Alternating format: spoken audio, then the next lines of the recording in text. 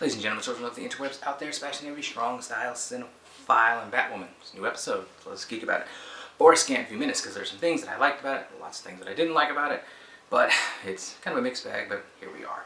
Now, the premise of the episode is there's a search for the miracle cure that came out of the whole bat terror event, where people were getting bitten. Next thing you know, they were getting poisoned by a toxin. There's a miracle cure that came from the flower that grows on this fantastical island of Coriana, which is certainly not Lian-Yu, but I'm sure it's actually like whatever island they actually used to film on, or soundstage, or whatever Lian-Yu was created, how it was created. I'm sure they're filming Korean stuff there as well. So this corrupt sort of doctor who wants to be the first to kind of, bring this cure to the masses, of course, for a profit. I'm sure he's seeing dollar signs and Nobel Peace Prizes and all that kind of stuff. He's going through some shady ends to get a hold of it. He enlists the help of this patient that he has, who's got a condition where he's always angry, got rage issues, who ends up kidnapping Mary and Jacob Kane in order to get the information about the miracle cure.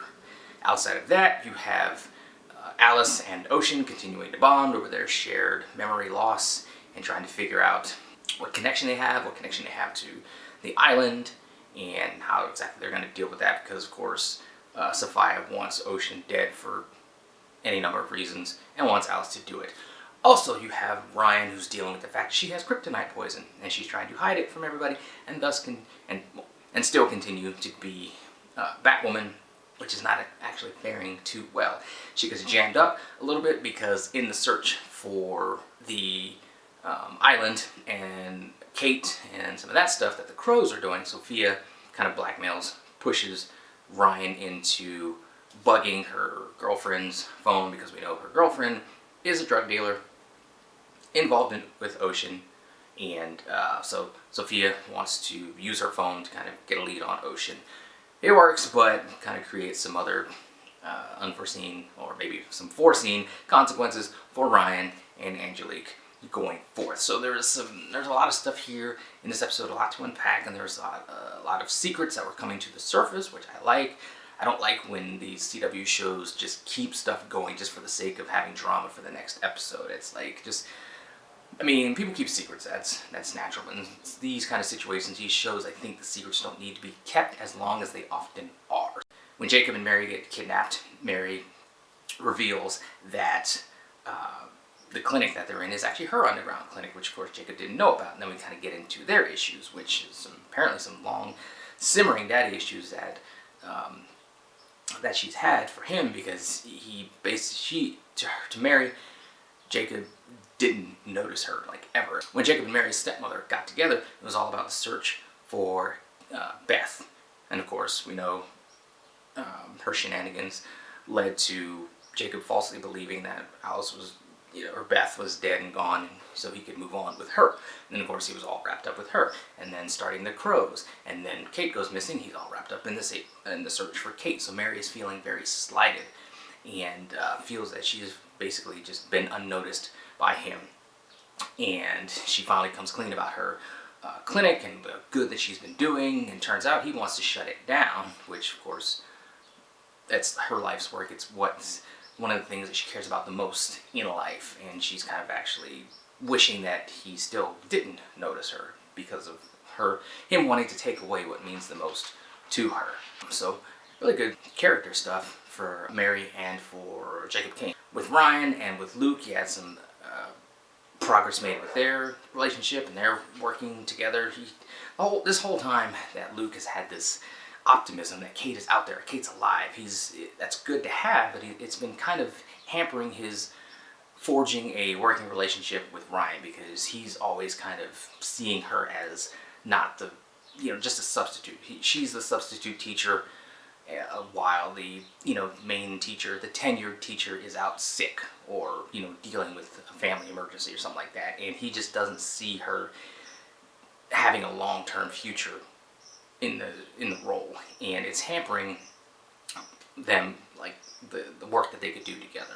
And This all comes bubbling to the surface when Ryan has an attack from the kryptonite poisoning that she's experiencing, and then things kind of get, Luke finds out about that, and things kind of get laid bare, which I think was a good step towards getting them over the hump of working together.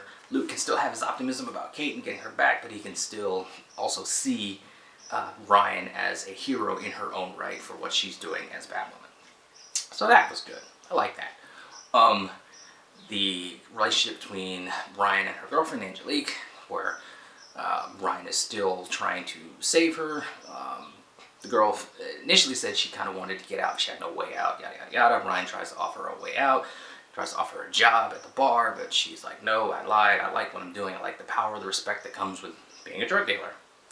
And she doesn't want to get out of it. And when she finds out about the bug, put it on her phone, that kind of complicates things between her and Ryan, obviously. When Ryan was about to tell her, hey, I've got this kryptonite poisoning, I might die. But the girl, she didn't even get to hear it because she was mad about the bug on her phone, so they split up, or they're on a break, or whatever. It's just like,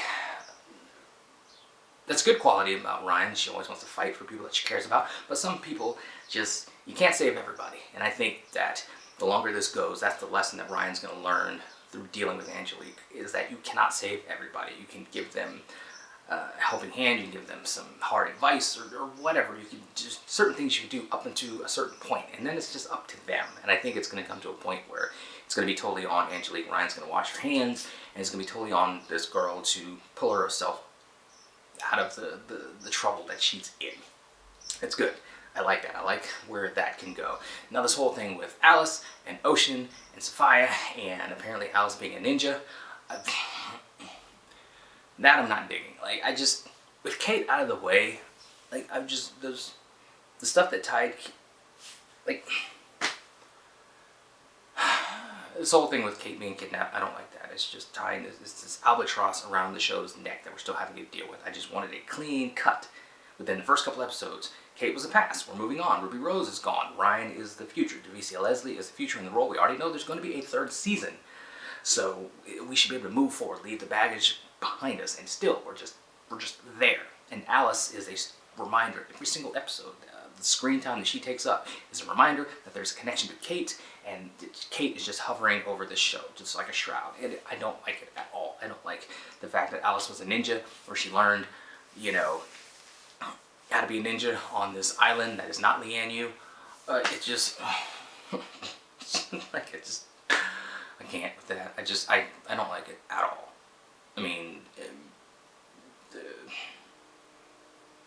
Alice has some interesting interactions. She's a fun, sort of over-the-top, scene-chewing type of character, but she's good in short bursts, and just, we're just getting too much of her. We got too much of her in the first season, we're getting too much of her this season, and it's just, I don't like it at all. Just point-blank period. I don't like it. We'll see where it goes, how it ends up. Right now, I'm just like, why are we doing this? It's stupid. Just stop. It's just, whatever. We'll see how it goes. I don't know. All in all, it was a mixed bag of an episode. Again, some of the good character stuff with Mary and Jacob, with Luke and Ryan and her girlfriend. That was good. I like some of that stuff. But stuff with Alice and Ocean and her ninja past, I hate it. I hate it with passion. We're going to get more of it, and it's just something that we're stuck with. It's just, hopefully, when the whole Black Mask thing kicks in, this storyline will be left behind. Alice can fade into the background. Hopefully in season 3, she can fade further in the background or just be off the freaking show. How about that? We'll see how it goes, how it all plays out. Anyway, those are some of my thoughts on it, scattered as they often are. What do you guys out there think? Let me know in the comments below. Follow me, social media. Talk to me there. Talk to me here. Let us geek.